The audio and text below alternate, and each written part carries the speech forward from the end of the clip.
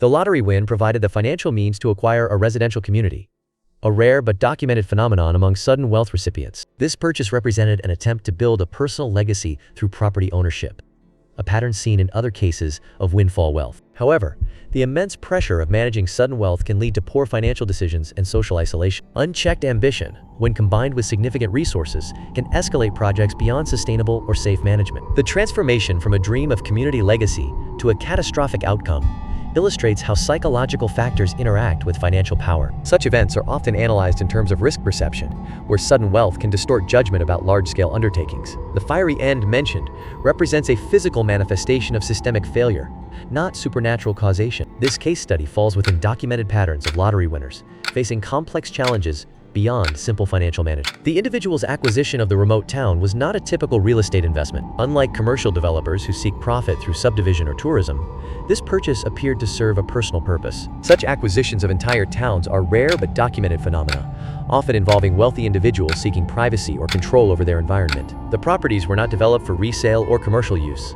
suggesting the town functioned as a private retreat rather than an investment vehicle. This pattern differs from traditional ghost town purchases, where investors often aim to restore historical sites for public access. The financial windfall provided means for complete control over the environment, eliminating external oversight or public access requirements. Remote locations offer isolation that can facilitate personal projects without community scrutiny or regulatory interference. The mechanism involves purchasing multiple parcels simultaneously, often through intermediaries, to maintain privacy during transactions. The acquisition of the entire town was a private transaction, a legal mechanism that transferred ownership of all municipal properties and land. This type of purchase is rare but not unprecedented.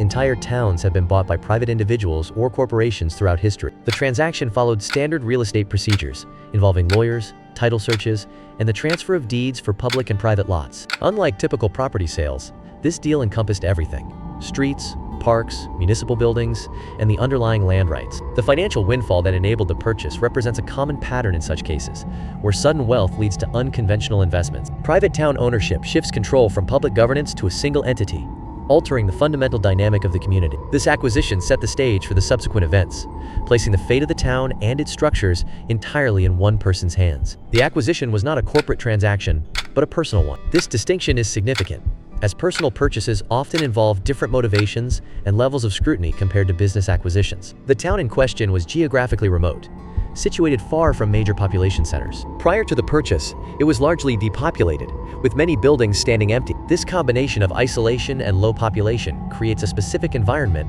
with limited external oversight. Such settings can facilitate activities that might attract attention in more populated areas. The remoteness also means fewer witnesses and reduced community presence. This factual context outlines the basic conditions present at the time of the transaction. This isolation is a key factor in understanding how subsequent events could escalate without immediate outside intervention. Geographic and social isolation creates environments where concerning developments can progress unchecked by community oversight. This pattern is observed in various cases where physical distance from neighbors or family delayed the discovery of deteriorating situations. Over time, the condition of the purchased properties did not improve. Property neglect often follows a predictable trajectory, beginning with minor maintenance issues that compound into significant structural problems. This deterioration can serve as a visible indicator of broader neglect occurring within isolated environments. The combination of isolation and visible decline creates conditions where intervention becomes increasingly necessary, yet less likely to occur. This dynamic illustrates how physical environments can both reflect and enable the progression of concerning situations. The property showed clear signs of neglect, with structural issues and unusual modifications. The owner reportedly lived on-site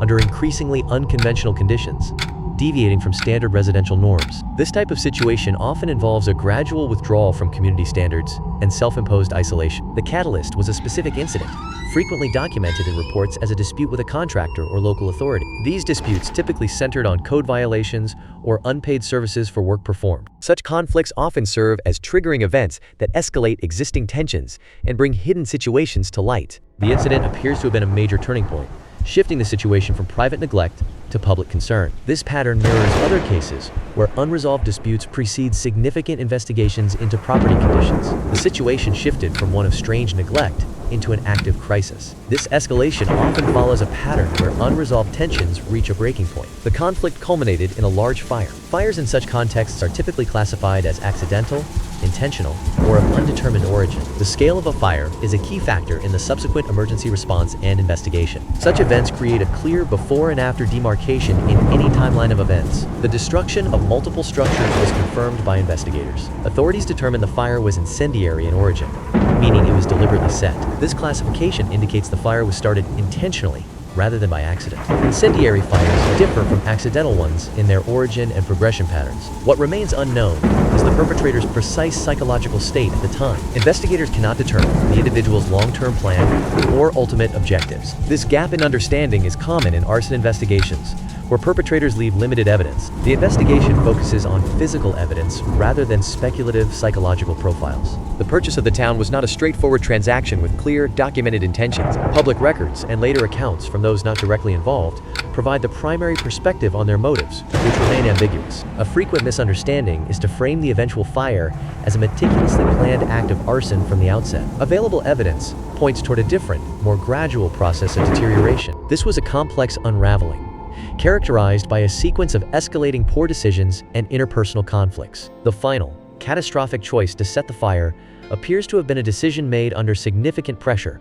not a long-held plan. This pattern mirrors other cases where a series of compounding failures, rather than a single malicious intent, leads to disaster. The mechanism is often one of deteriorating circumstances narrowing options until only drastic actions seem viable. The psychological impact of sudden wealth is well documented in behavioral economics. This phenomenon often triggers cognitive dissonance as recipients struggle to reconcile their new reality with their previous identity. The burden of a massive, failing project creates immense pressure, similar to the stress observed in corporate leadership during high-stakes ventures. This type of pressure can lead to decision fatigue and impaired judgment, common in scenarios where resources are mismatched with ambitions. The inability to manage escalating conflict is a frequent outcome when communication breaks down under sustained pressure. Such conflicts often follow predictable patterns of escalation, moving from disagreement to personal animosity without effective mediation. These human forces, psychological shock, project failure, and conflict, interact to create a cascade of real-world consequences. The outcome is a trajectory grounded not in myth, but in the documented pitfalls of sudden fortune and complex human endeavors. Sudden wealth doesn't create new character traits.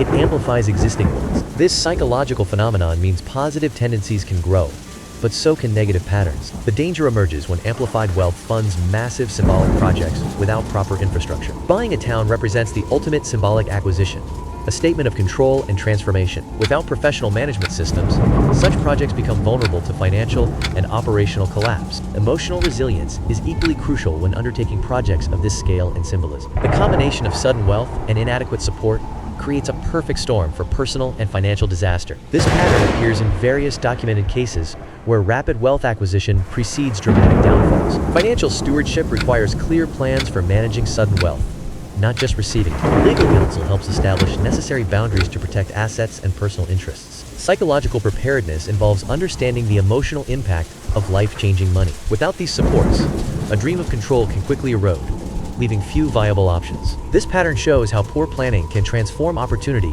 into a scenario of limited, negative choices. The lesson is not that luck is evil, but that unpreparedness can lead to the worst outcomes.